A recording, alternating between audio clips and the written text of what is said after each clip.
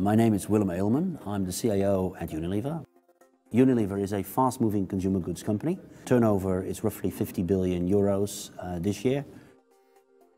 Turn around the product, look at the label, and 1 in 2 products you'll find probably have the Unilever brand logo on them. At Unilever, IT and business were having a hard time communicating, and when Willem first came on board as CIO, his goal was to transform the communication between business and IT using simulation and visualization as a new way for IT and business to communicate. Also, the business was concerned about user experience. People are now living in a world where Amazon, Facebook have set the norm. So the challenges and the demand to what a good system looks like has multiplied in a number of years, and these are setting the new norm for how we design and develop our systems. So today, historically, there have been 4 types of requirements that are written: the text requirement, the use case, the process flow diagram, and the screenshot. Those are the elements that go into a functional specification. The reality is the business can't understand any of those artifacts. They might sign off on the document, but they're just doing that because they want the development to start, so later on they can see if it actually does what they want. Simulation is basically a new type of requirements artifact that allows the business to actually see the solution, put their hands on it and use the solution, and then confirm whether or not the functionality meets their needs. And of course, the first time you create the simulation, it won't, but then you can iterate very quickly with the business users to land on a solution collaboratively where they say, yes, that's exactly what I want. And this is something where you really have to lead from the top. Initially, I had to overcome resistance. People didn't understand what I meant. People had confidence that in their functional design documents. They felt that if you had written it down accurately and precise, you could always prove who had made the mistake if something didn't work in the end. So what makes iRise different? It is revolutionizing the overall process, because it means that we're actually building solutions with our users in the room, and we're actually showing them what that solution could look like prior to actually building it in the final solution. No, the real difference is that it can be used in a walkthrough.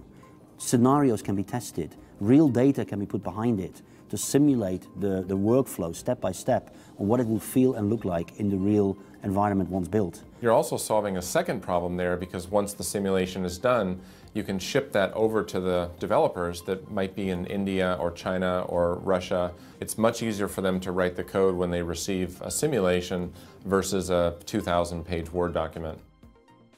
So what's really the benefit for us as a business? Well, the benefit is that there is a much more integrated and intimate process where, together with the business, we design the application, and there's clarity on what's going to be produced at the end of that. That then gets built very rapidly because there's no ambiguity vis-a-vis the outsourced SI partner to build it. The users at the same time already can be trained up using the iRise material and prepare them for the change management. And then once the product is delivered, we see a much more rapid adoption, and as a result, benefit realization. So it is a true win-win for both the business and for the IT department. Now, how faster does this make our blueprinting phase in our business? The real-time benefit is not so much in the design phase, but in actually then rapidly building it and avoiding all the rework and reiteration that you normally would have had in other projects. You almost design once without error to the specification and liking of the end user, and then you can implement. So that end-to-end, it really accelerates the full software design and deploy cycle.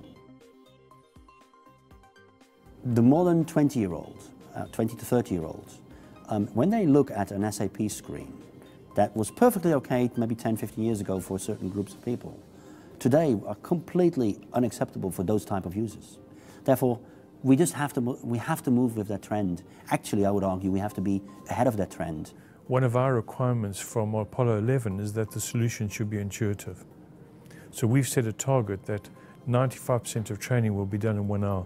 We believe that by eliminating the need for training, or at least reducing the need for training, by having applications that are intuitive to use, that is the future where we need to be. The iRise experience has been incredibly positive from the business because they feel they're actually engaged in terms of defining the solution. They feel that the solution is going to meet their requirements rather than the past it was a solution that was created by IT. It allowed them to go on a journey to discover the art of the possible in a very flexible way. And as a result, and this will be very welcome news to many CIOs, as a result, we designed an application with good user interface, which actually was 80% out of the box SAP functionality. And only 20% extra functionality was needed to satisfy the specific requirements of our business, which is by any standard a fantastic outcome. I think once you've seen iRise and you realise how when you're doing system software development, how you can simulate something and mock it up so quickly, I don't see how you could go back. And now I'm seeing instances where I think, well, I need iRise for that. We are seeing faster development cycles, and we also know that we have much fewer surprises in the end user testing. But in the rework phase, I would argue there is a significant reduction. Could be as high as 50%. But what is important for me is that the totality of the effort and cost of getting a project to completion is probably going to be reduced by up to 20%.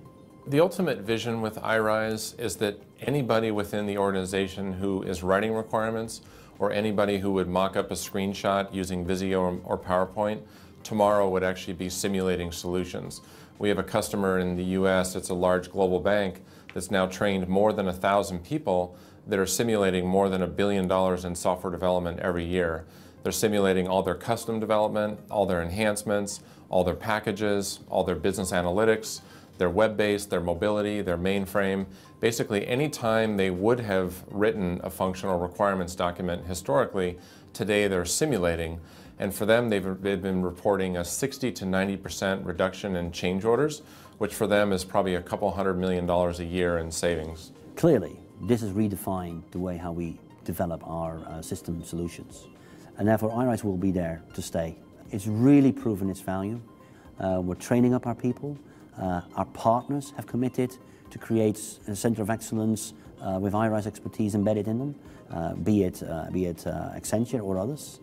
So I'm really excited. I think it will transform the way how we design systems that excite our users, drive adoption at speed.